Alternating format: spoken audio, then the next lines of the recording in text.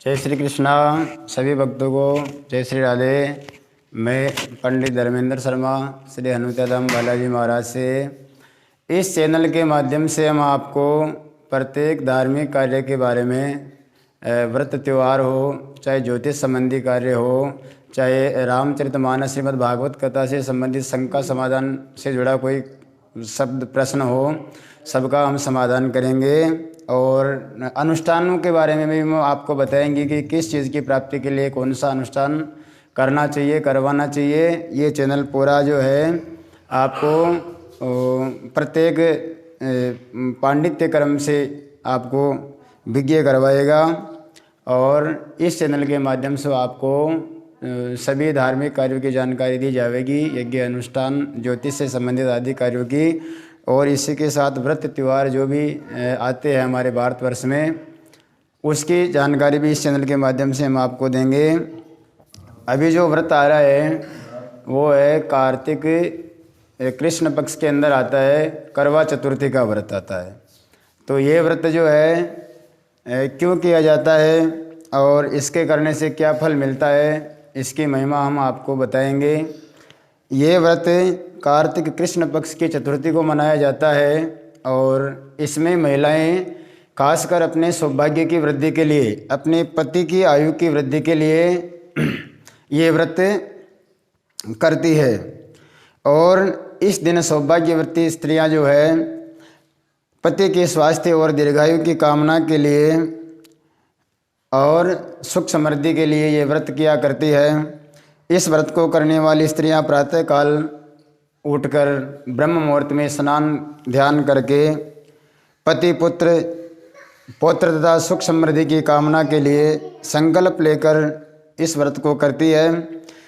इस व्रत में शिव पार्वती और भगवान कार्तिकेय की पूजा के साथ गणेश और चंद्रमा की पूजा करी जाती है। इस दिन स्त्रियां कई जगह निर्जल व्रत भी किया करती है, लेकिन श्रद्धा और भावना से ये व्रत करना चाहिए। और भगवान चंद्रमा जी के साथ में भगवान शिव पार्वती और भगवान कार्तिकेय का इसमें विशेष महत्व बताया है, वो करना चाहिए पूजा आदि। और सायंकाल के समय में स्त्रियां नहा धोकर अपने पूरे सुसज्जित अपने को करती है, श्रृंगार करके भगवान शिव पंचायतन की पूजा करती है और गणेश जी महाराज और माँ चौथ माता की पूजा करती है। पूजन में एक मिट्टी का करवा इसमें लेना आवश्यक होता है, जिसमें जल भरा जाता है, पवित्र जल। और पूजन के बाद करवा चौथ व्रत की कथाएं भी सुनने का विधान है, जिसमें जो कथाएं आती है वो हम अभी आपको सुनाएंगे कथा पूरी इसके करवा चौथ की, कि इसको क्यों किया, किसने किया। पूजन के बाद करवा चौथ व्रत की कथाएं सुनने का विधान आता है और चंद्रमा के उदय होने की प्रतीक्षा की जाती है, क्योंकि इसमें मेन जो होता है वो चंद्र उदय के साथ ही कार्य संपन्न होता है। और चंद्रमा का उदय होने पर स्त्रियां चंद्रमा की पूजा करती है और दूध या जल से भगवान चंद्र देवता को अर्घ्य समर्पित करती है, अर्घ्य देती है। और अर्घ्य देने के बाद सभी स्त्रियां जो है अपने से जो बड़ी स्त्रियां हैं, सास ननद आदि जो वृद्ध स्त्रियां होती है, उनसे आशीर्वाद प्राप्त करती है। और फिर प्रत्येक स्त्री अपने घर आकर अपने पति को परमेश्वर के रूप में मानते हुए चरण स्पर्श करती है और सौभाग्यवती होने का आशीर्वाद प्राप्त करती है। तत्पश्चात उस मिट्टी के करवे में जो जल भरा हुआ होता है, उस जल से पति अपनी पत्नी को थोड़ा अंजलि में हाथ में जल डालता है, उससे आचमन करवाता है, व्रत का पारायण करवाता है। और वो पारायण पति के द्वारा करवाने के बाद जो स्त्री है कुछ भी खा पी सकती है, भगवान का ध्यान आवनादि करके, और व्रत खोल सकती है, भोजन प्रसाद कर सकती है। और उसके बाद स्त्रियां चाहे तो सब कुछ खा सकती है, व्रत कर सकती है। और इस दिन स्त्रियां सुहाग सामग्री का भी दान करती है। सुहागन स्त्रियां जो है सुहाग की सामग्री होती है, जैसे टीकी है, तिलक है, चूड़ा है या श्रृंगार की कोई सामग्री है, ऐसा भी दान करना चाहिए, ऐसा इसमें विधान बताया है। तो इस प्रकार जो है करवा चौथ के दिन प्रातःकाल नहा धो करके ये व्रत किया जाता है, पारायण किया जाता है, संकल्प किया जाता है कि हे भगवान मैं मेरी पति की दीर्घायु के लिए, घर में सुख शांति समृद्धि के लिए व्रत कर रही हूँ, ऐसा संकल्प अपने पूजा स्थान पे अपने इष्ट देव के सन्मुख करके और पूरे दिन जो भगवान का स्मरण मन में बना रहना चाहिए। और साँझ के समय में फिर एक बार नहा धो करके जो है, अभी आपको विधि जो बताई है कि चंद्रोदय से पहले इसमें कहानी की जाती है कि एक व्रत का महत्व क्या है, किसने किया, इससे क्या फल मिला, आदि कहानियाँ चंद्र उदय से पहले सुन ली जाती है। और चंद्र उदय होने के बाद में व्रत का पारायण होता है उसकी पूजा करके। तो अब हम आपको कथा सुनाएंगे कि एक गांव था, उस गांव में एक साहूकार रहता था। साहूकार के 7 बेटे और बेटियां थे। सेठानी ने 7 बहुएं और बेटियों को सहित कार्तिक कृष्णा चौथ को करता चौथ का व्रत किया, यानी पूरा परिवार इस करवा चतुर्थी का व्रत करता था। और उस लड़के के भाई हमेशा अपनी बहन के साथ भोजन करते थे। उस दिन भी भाइयों ने बहन को भोजन के लिए बोला, तब बहन बोली, भैया आज मेरा करवा चौथ का व्रत है, इसलिए चांद हो जाएगा जब खाना खाऊंगी। यानी वो बहन करवा चतुर्थी होने के कारण भाई के साथ भोजन करने के लिए वो मना जो कर देती है। और भाइयों ने सोचा कि बहन भूखी रहेगी, इसलिए एक भाई ने दिया लिया और एक भाई ने चलनी लेकर पहाड़ी पर चढ़ गए और दिया जलाकर चालनी से ढककर कहा कि बहन भाभीयों से आकर कहा कि ये चांद का उदय हो गया। यानी भाई ने अपनी बहन के बारे में, स्वास्थ्य के बारे में चिंता लगी कि कहीं मेरी बहन भूखी रहेगी, अभी चंद्रोदय में समय है। तो इस कारण उन्होंने, दोनों भाइयों ने क्या किया कि एक दीपक जलाया और दीपक के वो जो आता है एक तारों वाली चारणी जिसको बोलते हैं, वो लगा के और भ्रमित करके ये बोल दिया गया कि चंद्रमा का उदय हो गया है और आप भी आओ खाना खा लो। तो चांद उगाने की बात बताई। उसके बाद में उस दोनों भाइयों की पत्नियां बोली कि भाई जी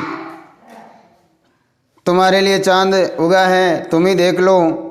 और ऐसा कहा दोनों भाइयों की पत्नियों ने। तो बहन अकेली ही खाना खाने बैठी। पहले कोर में ही बाल आया, दूसरे कोर खाने लगी। उसमें ससुराल से बुलावा आ गया कि जवाई राजा बहुत बीमार है, सो बहू को जल्दी भेजो। यानी उसको भ्रमित किया गया जबकि चंद्रमा का उदय नहीं हुआ था। लेकिन भाइयों और भौजाइयों ने स्वास्थ्य का ध्यान रखते हुए भ्रमित किया।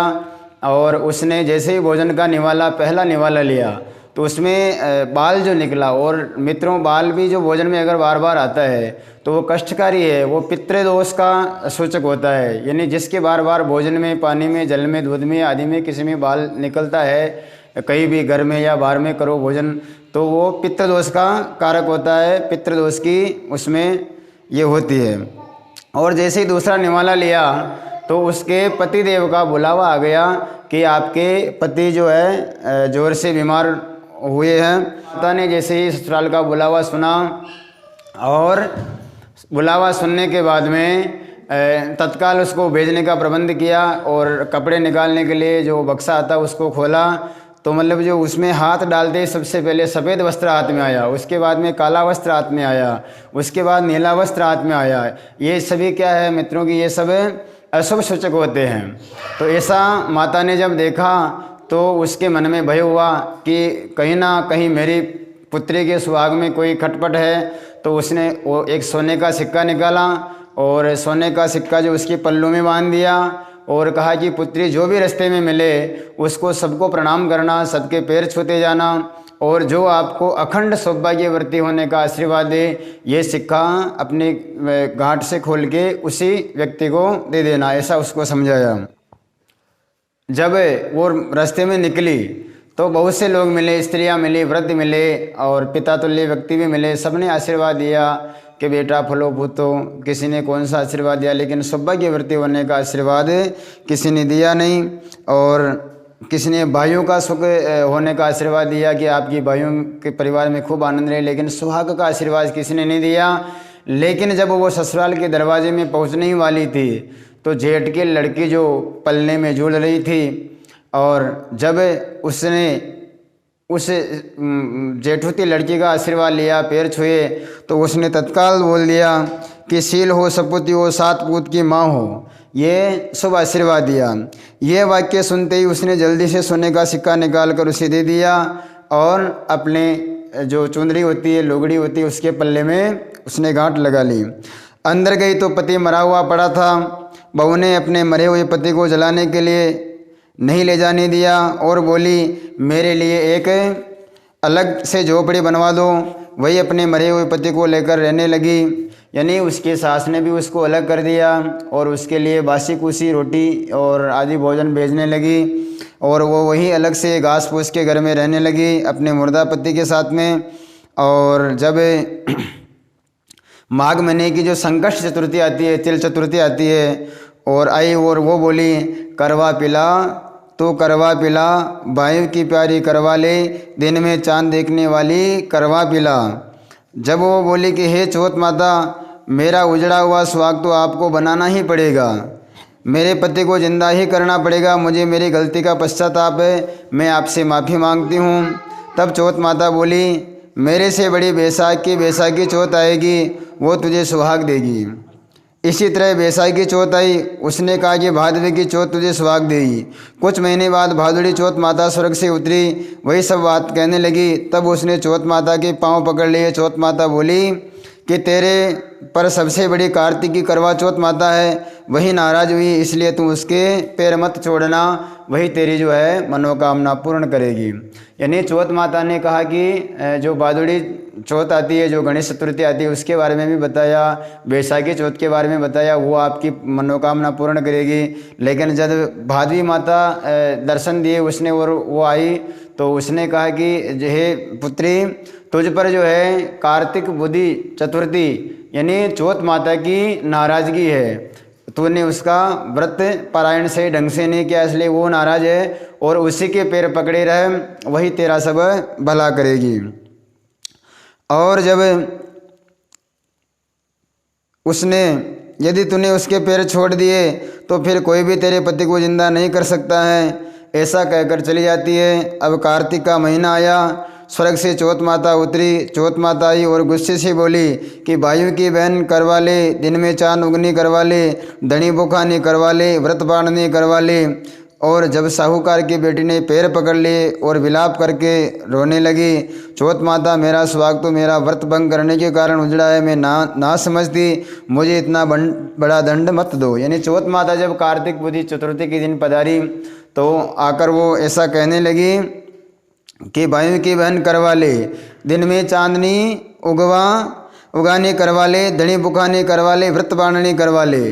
ऐसा जब सुना तो वो साहूकार की जो पुत्री है माता चौथ के चरणों में गिर जाती है और कहती है कि हे माता, मेरे से बड़ी गलती हुई है, मुझे क्षमा करो, आप मेरे से गलती हुई है, मैंने आपका व्रत सही ढंग से नहीं किया है और उसका मुझे इतना बड़ा दंड मत दो और मेरे पति को आप जिंदा करो।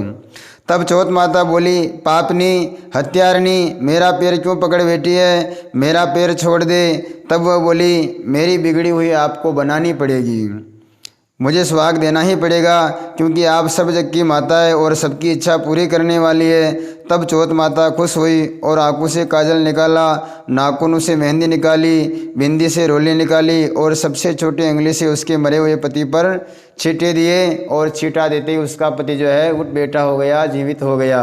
यानी एक बार तो माँ ने डराया धमकाया कि हे हत्यारी, हे पापनी, हे दुराचारिणी, तुम मेरे पैर मत पकड़, लेकिन उसने पैर छोड़े नहीं। बार बार माता से अनुनय विनय करी और माता ने उसकी पुकार सुनी।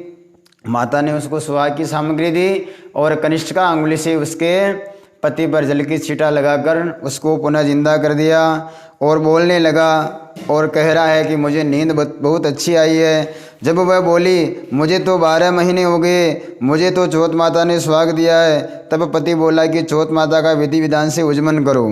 उधर ननद रोटी देने आई तो उसने 2 जने के बोलने की आवाज़ सुनी तो अपनी माँ को जाकर बोली कि भाभी तो पता नहीं किससे बात कर रही है। तब सासू ने जाकर देखा कि बहू व बेटा दोनों झीम रहे हैं।